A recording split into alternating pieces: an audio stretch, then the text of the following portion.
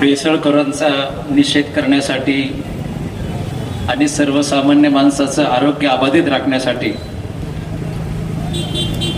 IAS officer सन्माननीय तुकारामजी मुंडे साहेब यांना पाठिंबा दर्शवण्यासाठी व्यासपीठावर आणि पुढे बसलेले सर्व पक्षीय राजकीय नेते, एक पक्ष सोडून, आणि सगळे पदाधिकारी, खरं तर महाराष्ट्राच्या विधानसभेमध्ये ज्या ज्या आमदारांनी हा प्रश्न उपस्थित केला त्या आमदारांना सुरुवातीला आंबेगाव तालुक्याच्या वतीनं या सगळ्या आमदारांचं मी मनापासून अभिनंदन करतो.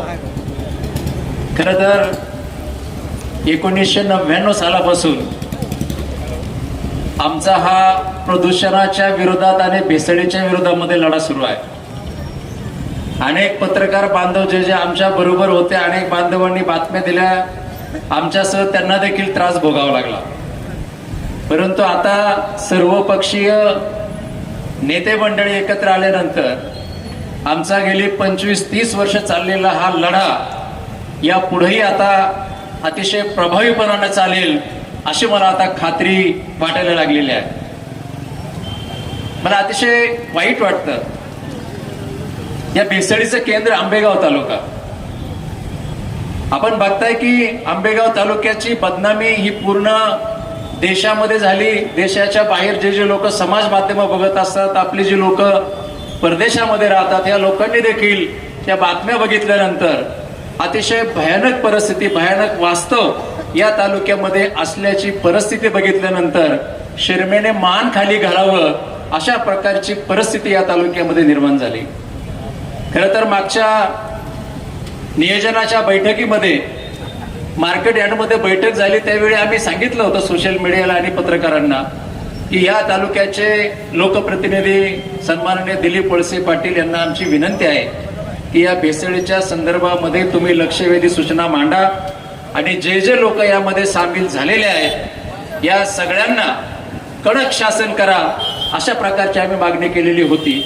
परंतु ज्यावेळी विधानसभेमध्ये दिलीप वळसे पाटील यांचं आम्ही ऐकलं त्यावेळी त्यांनी तुकाराम मुंडे साहेबांना अजून एखाद्या खात्याची जबाबदारी द्या असं त्यांनी सांगितल्यानंतर FDA मधून त्यांना कमी करण्याचा डाव आहे की काय अशा प्रकारची शंका आमच्या मनामध्ये आली. मित्रांनो, मला अतिशय वाईट वाटतं की या भागामध्ये मगाशी उल्लेख झाला की मंचरची बदनामी करण्याचं षडयंत्र आहे.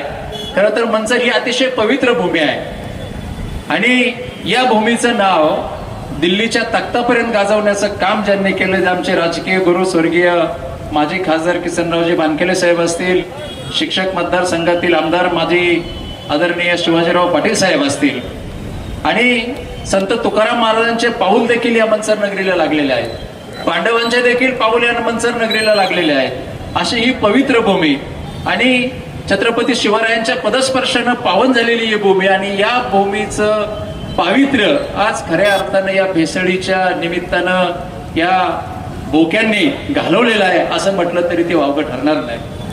मला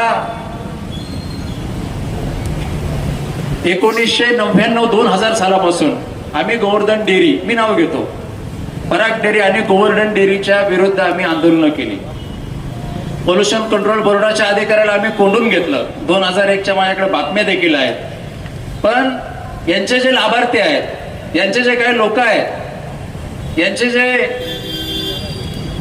बगल बच्चे आहेत, या लोकांनी आम्हाला बदनाम करण्याचं काम केलं. त्याच्यामध्ये सचिन बांगर या ठिकाणी असेल, अवसरीमध्ये सगळं ते घाण पाणी कॅनॉलमधून जायचं.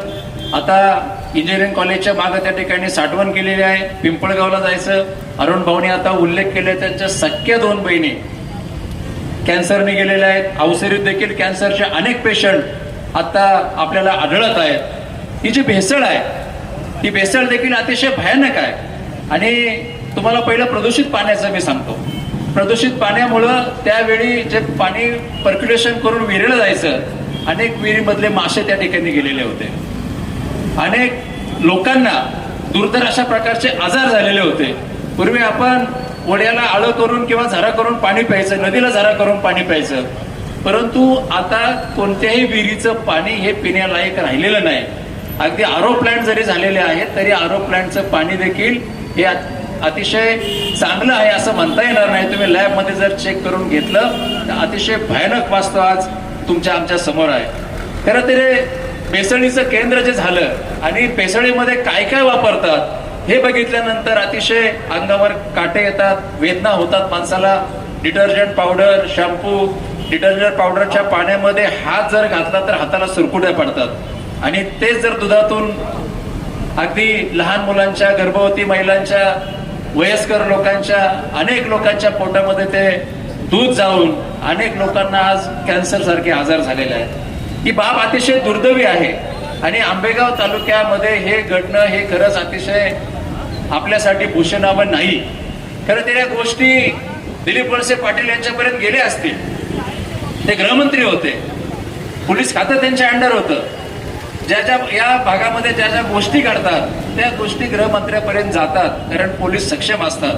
परंतु त्यांनी याच्याकडे दुर्लक्ष केलं किंवा त्यांना माहित नाही याबद्दल आता आपल्याला ठोस सांगता येणार नाही. परंतु त्यांना माहीतच नाही असं देखील म्हणणं आता उचित होणार नाही.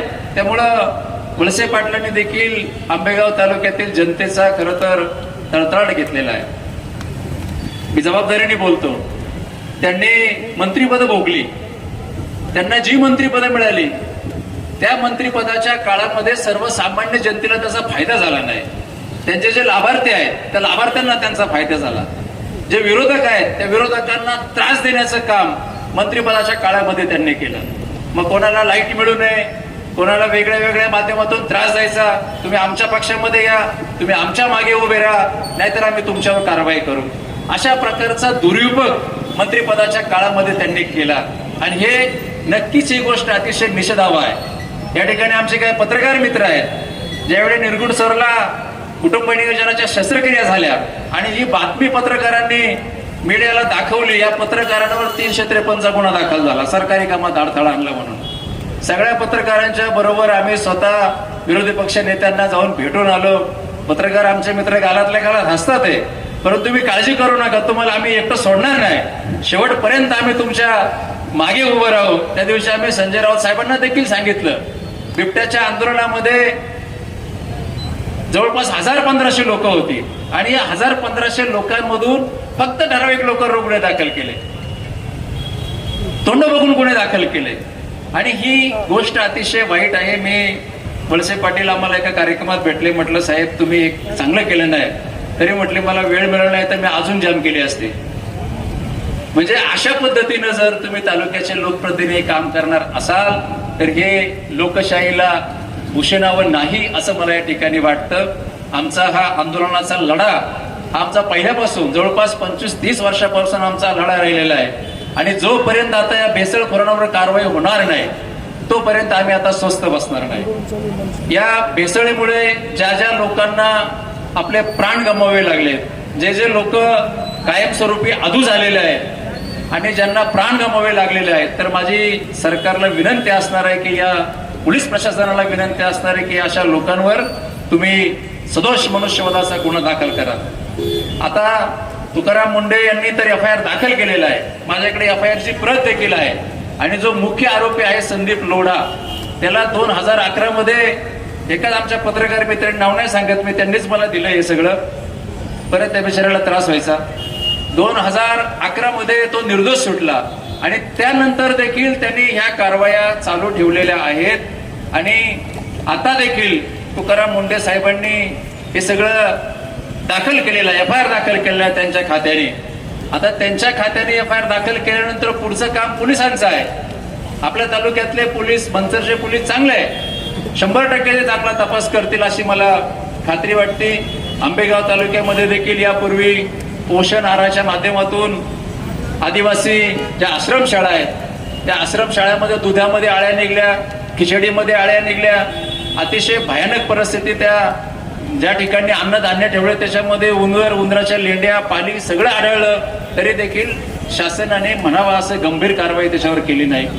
अंगणवाडीला जो पोषण आहार दिला जातो मित्रांनो, 8 शिट्ट्या केल्या तरी सुद्धा तो वाटाणा शिजत नाही आणि इतकी भयानक परिस्थिती आहे. त्या दिवशी ते सॅम्पल आम्ही घेऊन दाखवले, संजय राऊत साहेबांना दाखवले, त्याच्यामध्ये तर जे आहे ते घरी तर कोणी खाऊच शकत नाही. तुम्हाला आश्चर्य वाटेल ऐकावं, ही लोक घेऊन ते ओढ्याला टाकून देतात. जनावरं देखील ते पोषण आहार खात नाही.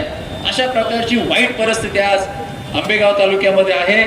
आता हे आंदोलन चालू असताना आमच्यावर निकम साहेबावर त्यांचे लोक आम्हाला ट्रोल करतात. यांचे जे भाड्याचे काय फडणवीस साहेबांच्या भाषेत टट्टू आहेत, ही लोक जी यांचे डॉबरमॅन आहेत, ही डॉबरमॅन आमच्यावर आगपाखड करतात.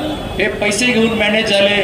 पण अरे बेट्यांनो, आमच्या आंदोलनाकडे असणारं लक्ष विचलित करण्याचं कितीही तुम्ही काम केलं, अजिबात आम्ही आमच्या आंदोलन लक्ष आजूबाजूला विचलित करणार नाही. शेवटपर्यंत आम्ही हे आंदोलन तटीस देऊ, तडास देऊ, अशा प्रकारची या ठिकाणी तुम्हाला ग्वाही देतो. आणि पुन्हा एकदा मी आपल्या सगळ्यांना विनंती करतो की या पवित्र भूमी किंवा आपली भविष्य जी पिढी आहे ती पिढी बर्बाद करण्याचं काम या लोकांनी केलेलं आहे. त्याच्यामुळं यांना माफी करण्याच्या ते लायकीचे राहिलेले नाहीत. त्यामुळं आपल्या सगळ्या लोकांनी यापुढं एकत्र येऊन आंदोलनामध्ये सहभागी होऊन आपल्याला पुढच्या काळामध्ये आंदोलन अतिशय तीव्र करायचं आहे. जोपर्यंत या लोकांना शासन होत नाही, जोपर्यंत या भेसाळखोरांना फाशी होत नाही, तोपर्यंत आपलं आंदोलन थांबणार नाही. अशा प्रकारचे मी या ठिकाणी आपल्याला ग्वाही देतो आणि सगळ्यांचं मनापासून पुन्हा एकदा अभिनंदन करतो. आपण सगळेजण एवढ्या वेळ उन्हात बसून उन्हात तापलात तरी देखील आंदोलनामध्ये आपण शेवटपर्यंत उपस्थिती दाखवली. आपल्याला धन्यवाद देतो. आपल्या सगळ्या पत्रकार मित्रांनी आजपर्यंत अतिशय चांगलं काम केलेलं आहे. ह्या सगळ्या बातम्या आपण शेवटपर्यंत पोहोचवण्याचं काम केलं. त्यामुळे या आंदोलनाला खऱ्या अर्थानं यश आलेल्या आपल्या सगळ्या पत्रकार मित्रांचं मनापासून अभिनंदन करतो आणि 2 शब्द पुरे करतो. जय हिंद, जय महाराष्ट्र.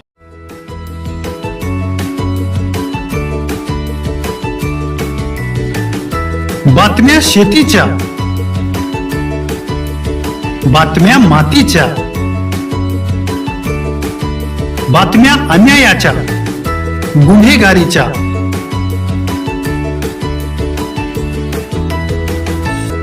राजकारणाच्या आणि समाजकारणाच्या, शोषणाविरुद्ध बुलंद आवाज, जनसामान्यांच्या हुंकाराची गाज, सत्कार्याला प्रोत्साहन, दुष्कृत्याला अनुशासन, निर्भीड, निस्पृह, सडेतोड, बेधडक आणि रोखटोक म्हणजेच विघ्नहर टाइम्स. शोध बातमीचा, ध्यास सत्याचा. आपलं चॅनल, आपली बातमी. सबस्क्राईब तर कराच, पण बेल आयकॉनवर क्लिक करायलाही विसरू नका.